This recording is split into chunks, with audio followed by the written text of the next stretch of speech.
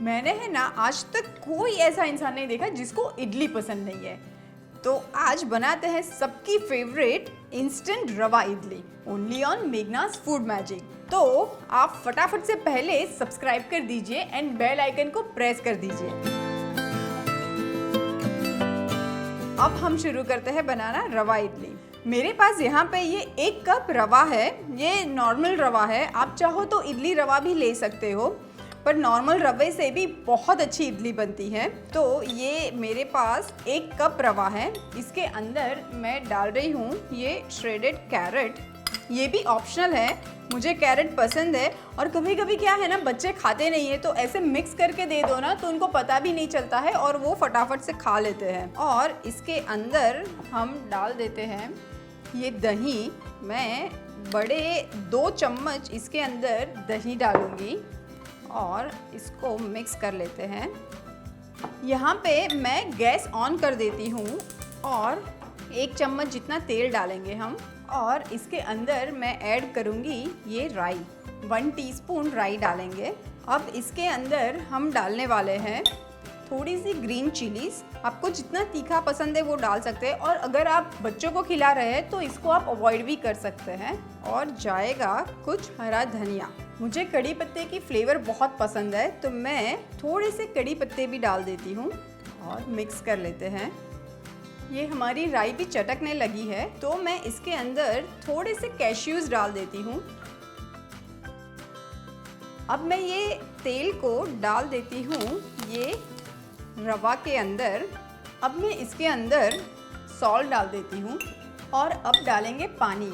Approximately 2 cup पानी जाएगा क्योंकि हमने 1 कप रवा लिया हुआ था। जनरली रवा अच्छा खासा पानी एब्जॉर्ब कर लेता है। और ये बैटर को मैं थोड़ी देर छोड़ दूंगी, अप्रॉक्सीमेटली 5 से 10 मिनट के लिए छोड़ देंगे और उसके बाद हम इसकी इडली बनाएंगे। तो 5-10 मिनट के लिए मैं इडली स्टीमर को भी गैस पे गर्म करने के लिए रख दूंगी, क्योंकि इडली के लिए हमें एकदम ही उबलता हुआ पानी चाहिए तो ही इडली नाइस एंड सॉफ्ट बनती है।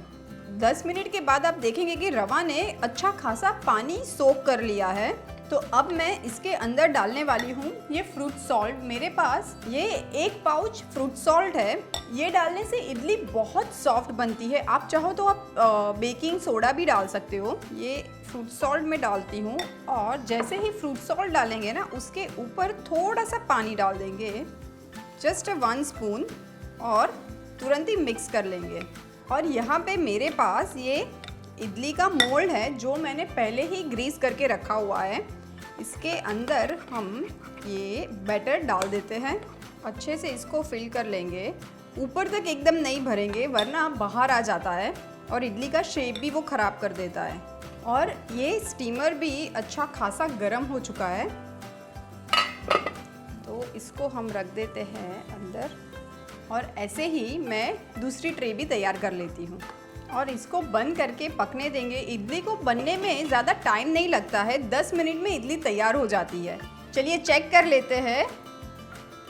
यम, इडली बहुत अच्छे से फूल गई है एंड इट्स एब्सोल्युटली रेडी। एक बार फिर भी चेक कर लेते हैं। एक चाकू ऐसे अंदर डाल के हम देख लेते हैं। यू कैन सी चाकू एकदम साफ निकला है, दैट मीन्स इडली बनके तैयार है। तो चलिए गैस को बंद कर देते हैं और इडली को स्टैंड से बाहर निकालते हैं। इडली रेडी है। मेरे पास ये सुंदर सी सर्विंग प्लेट भी रेडी है। तो इसको हम एज से लूजन अप करके निकालेंगे और सीधा मैं रख देती हूँ सर्विंग प्लेट के ऊपर।